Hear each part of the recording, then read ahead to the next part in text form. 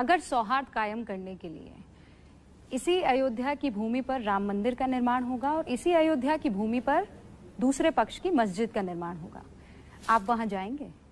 देखिए, अगर आप मुझसे एक मुख्यमंत्री के रूप में पूछेंगे तो मुझे किसी मत मजहब संप्रदाय से कोई परहेज नहीं।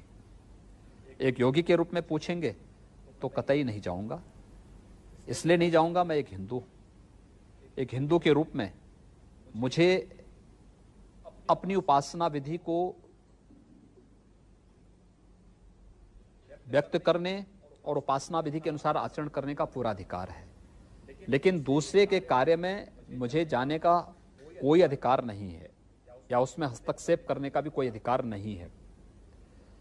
याद रखना कि जो हम जाकर के रोजा अवतार में अन्य जगह जाके टोपी पहन करके और इस प्रकार का जो ये बर्ताव करते हैं ना, ये सेकुलरिज्म नहीं है।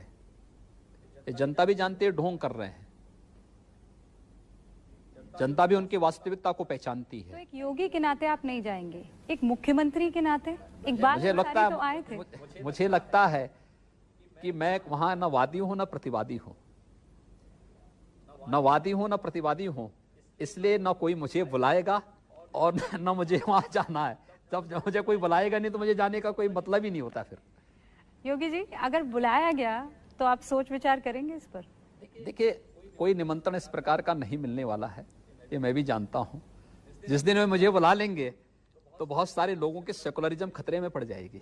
इस बात का आपको पूरा विश्वास है? इसलिए मैं जानता हूं उनके सेकुलरिज्म को खतरे में न पड़ने दूं, इसलिए चुपचाप अपना कार्य करूं और शासन की योजनाओं का लाभ बिना भेदभाव के सब लोगों तक पहुंचाऊं।